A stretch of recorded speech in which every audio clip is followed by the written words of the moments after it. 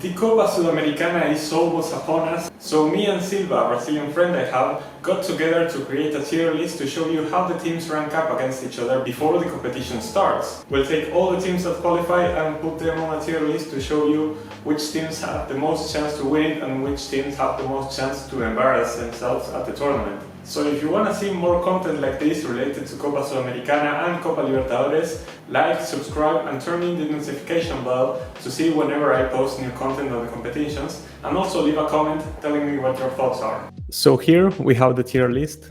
We are going to have our favorites, our candidates, our dark horses, the teams that will compete, the teams that will disappoint, and the teams that will get the bag and just leave instantly. Like don't even care, don't even hesitate, just get the few pesos that you get from CONMEBOL and leave. And down here we have the teams that got eliminated in the preliminary stages. We're gonna start with Argentinian teams here, starting with Racing Club. Currently they are a bit of a mixed bag. Obviously they have a lot of big name players like Quintero and Roger Martinez. Martinez, the Colombian? The Colombian, exactly. Okay. But they have a better Martinez. Adrian Martinez has been like a better striker for them this season at least, and he scored in the Clásico against Independiente as well, which they won. But they also lost against us in La Bombonera against Boca 4-2 recently. They are a bit of a mixed bag.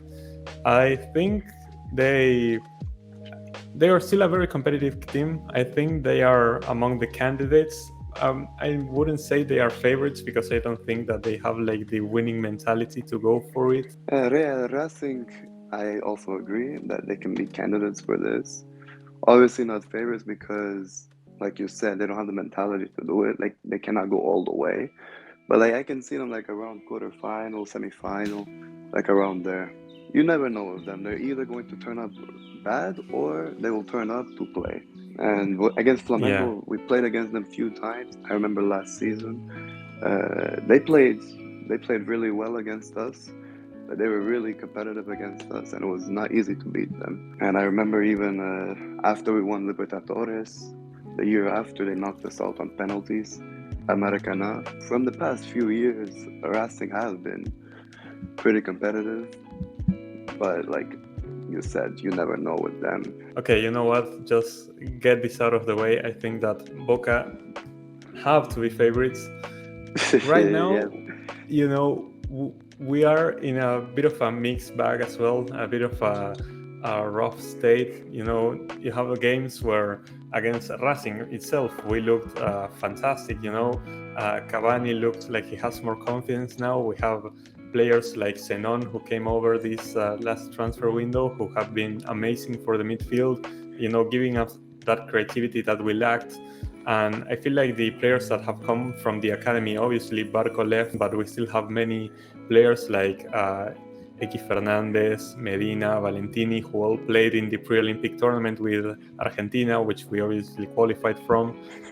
Very, very good talent across the board. And, you know, yes, we're having a bit of trouble finding what the right team is for us, and to find consistency. I feel like it's the main issue for Boca right now, consistency. And just looking at the competition, like there aren't many teams in this list that I'm really scared of. And I feel like with the pedigree that we have, obviously making the Libertadores final the last year, even though we didn't play great, you know, that's where the heritage comes in. I feel like Boca have to be favorites. It will be a failure if we don't make the latter stages of the competition. Probably for me, biggest club in Argentina, one of the biggest in South America.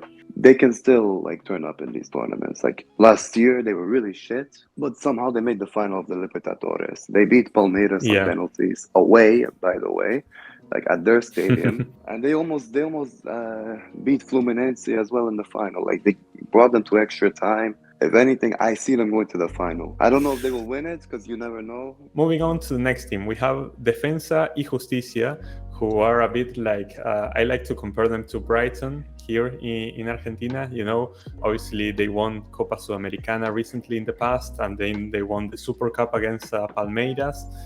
So they have some heritage in this competition. Obviously, they are always selling their talent to bigger clubs and getting more new talent from the lower leagues or their academy. They have a really good project.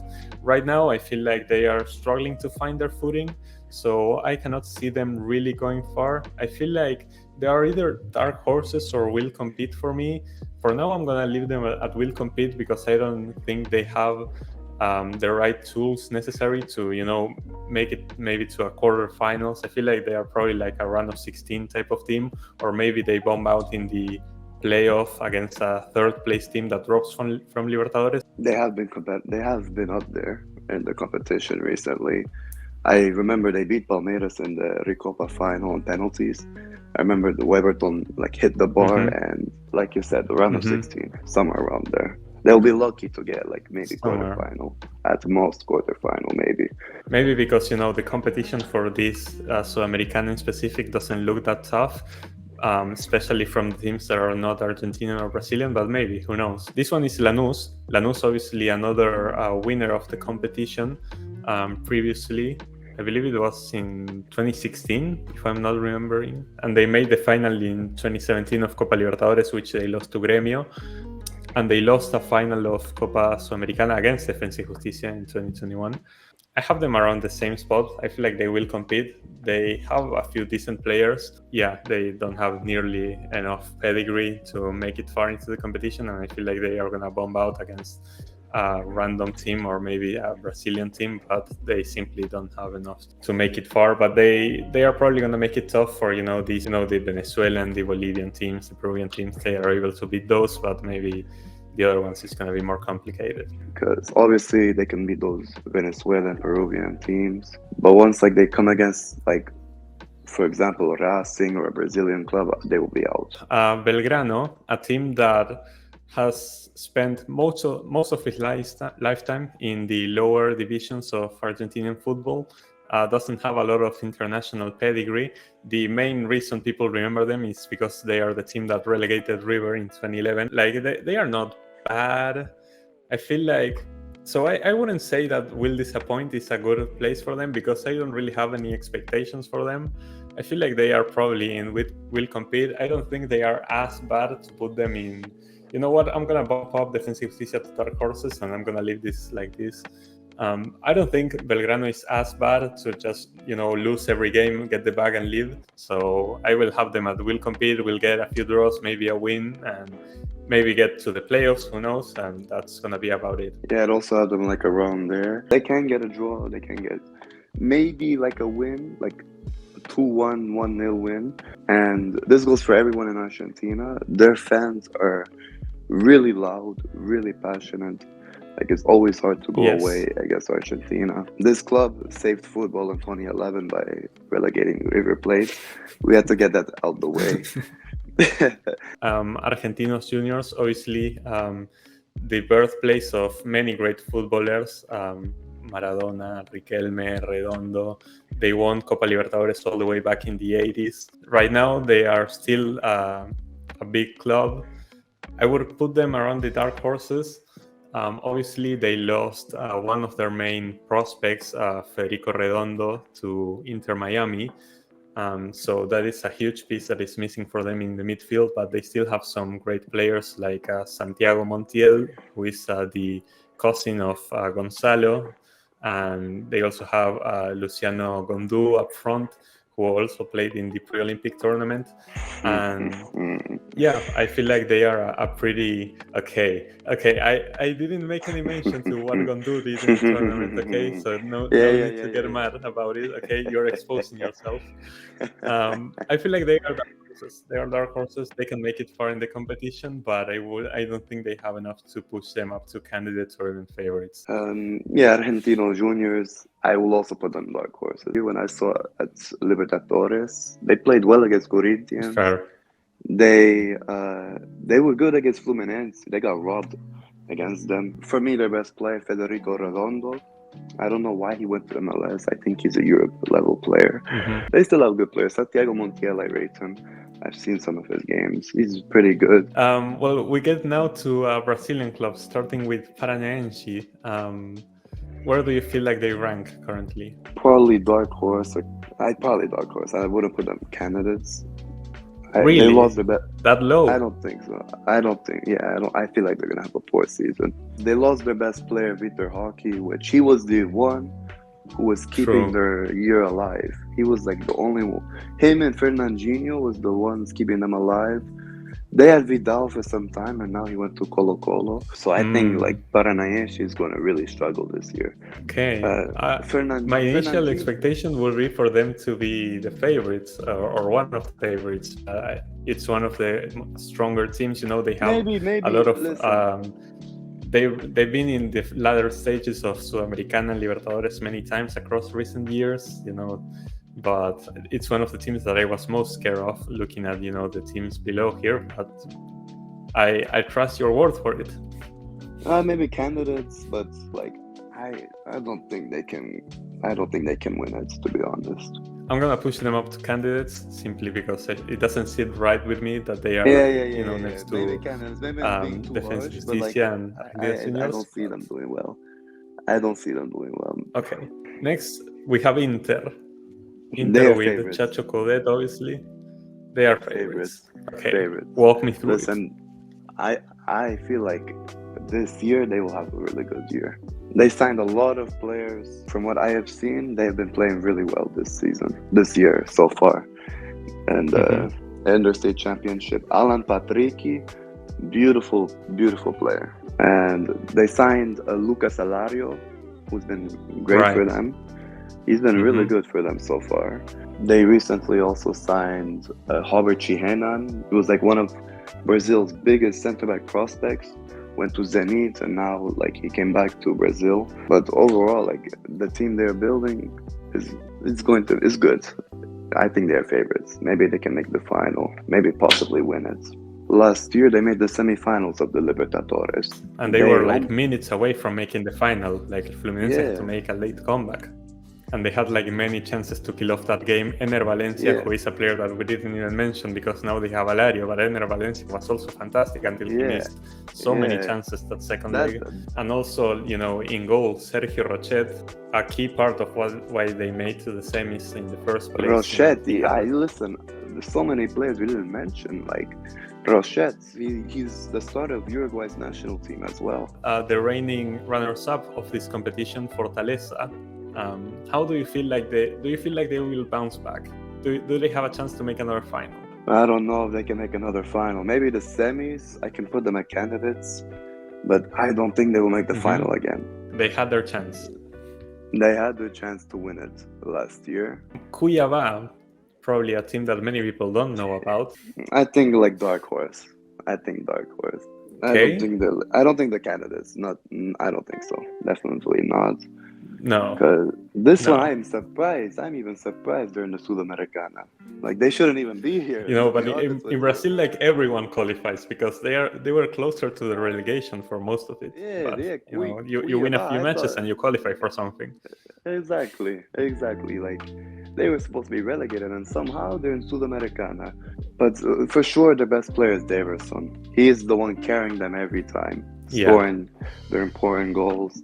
And I feel like he's been a great signing for them ever since they got him from Palmeiras. Yeah, we don't know how they got here, but they have their chances. Now that they're here, they have chances. Corinthians, a team that I really don't want to see us face again because it's like our boogie team basically. Where do they go? Favorites. Where do they belong? Favorites as well. Yeah, I think favorites. They sacked their coach Mano Menezes. They drew against Palmeiras at their stadium this year. They had made a comeback from 2-0 down. And Cássio, he's not the same. He's not the same goalie anymore. Cássio is not him anymore. Thank God. I don't want to see another Cássio masterclass in the SUDAMERICANA again because whenever Corinthians play bad, Cássio shows up. That's the only consistent thing is that Cássio will show up in an international tournament. That's all we know about Corinthians. Exactly. But this year, I can tell you he's finished. He is absolutely finished. He's conceding goals. Okay. And like you said, you do not want to face them Yeah, because it's insane. like they own Boca. I'm sorry. They beat you in the final, and then like Yeah, 2 years they ago, do. they beat you on penalties at your stadium. Last club from Brazil, Cruzeiro, who are finally back in an international competition. And dark horse, maybe candidates even. People are Ooh, sleeping on them. People are sleeping on okay. them. They're building a good team this year. Last year in the league Brasileirão, they had the most chances missed. So they create a lot. They just needed someone to finish their chances. And this year they signed Mateus Pereira. If you guys don't remember him, he was the guy at West Brom who cooked Chelsea in 2021 when they won 5-2. That was the same player. They also have Gabriel Veron. He was like the wonder kid from Palmeiras who went to Porto, hasn't been Mm-hmm. great there, and now he returned to Brazil. He's now in Cruzeiro. And their left back Marlon, he has been great. He attacks a lot. He likes to score goals when he has the chances to. They're like around dark horse or candidates. They can cause trouble for sure. Yeah, so they were a team that already had the chance creation and only needed a finisher, and now they have the finisher. Like that sounds like a really scary team to go up against. Okay, I'm gonna leave them as candidates. I feel like I'm gonna trust in the process for Cruzeiro, and we'll see where that takes them. No, this is not River Plate actually, even though it looks like it. This is Nacional Potosí from Bolivia. I feel like this is a very clear get the bag and leave. You know, Bolivian teams, they usually compete because of the altitude, and they have obviously that advantage to them.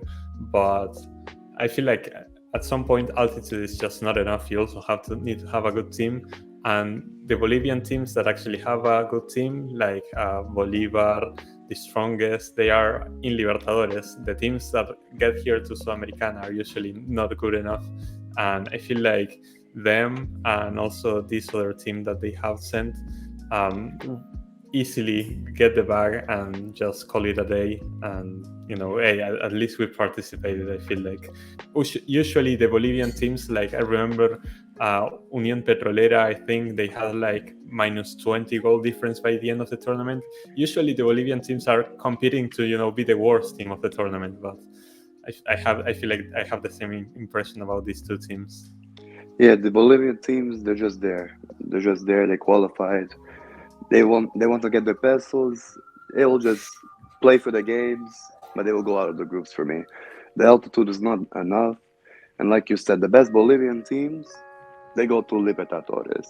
And the ones who aren't good enough, who are lucky to be in the SUDAMERICANA, they qualify there, but at most they will go out of the groups. Because altitude is not going to be enough for them. Once they go away, they will get destroyed. Next, we have the two Chilean teams, Unión La Calera, who have already racked up a few international competitions as of late. I want to put them at will disappoint because they've had some international performances where they can get results against big teams and big teams from bigger confederations like Argentina and Brazil, but I feel like this time around they don't really have enough in the league. They haven't shown anything for me to believe that they can compete in this one, like to push them up to will compete. Unlike Coquimbo Unido, the Pirate, who is the team that I will believe from Chile, that I think they actually will compete. They were the team that knocked out U Católica, which was like the biggest club from Chile that I thought was gonna for sure compete in Sudamericana, but no, they got knocked out in the previous stage by Coquimbo. So I'm gonna give Coquimbo the benefit of the doubt, and they are gonna compete. And from what I have seen from Chilean teams, I don't know if I can really trust them. Next, we have Colombia, starting with Independiente Medellín. I feel like this is probably the biggest chance a team that isn't from Argentina or Brazil of winning the tournament. I'm gonna leave them at dark horses though, because if Independiente Medellín is a team that always disappoints. I'm tempted to put them at will disappoint simply because they are a team that always seems to bottle it at the most random time in the league and in the international competition as well. last time, last year in Libertadores, they were in a group with Nacional and Inter, and they entered the last match day first of the group, and they finished going to Sudamericana because Nacional and Inter qualified above them. They always find a way to bottle it, I feel like, which is why I cannot trust them to put them candidates and favorites, but I believe that they are actually a good team. And they have some pedigree, but I don't think they have enough to put them under compete. And Alianza Petrolera, I will put them under will disappoint simply because from Colombian teams, we always expect a bit more pedigree than, the likes of Chile, Venezuela, and Bolivia. But Alianza, it's a team that is going through a lot of struggles currently. They had to move their stadium to a different city. Their fans were like rioting.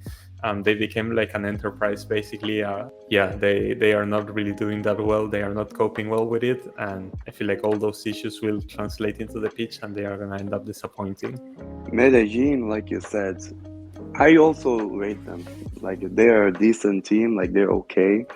But like you said, at the most randomest times, they can bottle it out of nowhere. This is SUDAMERICANA. It's not as competitive as Libertadores.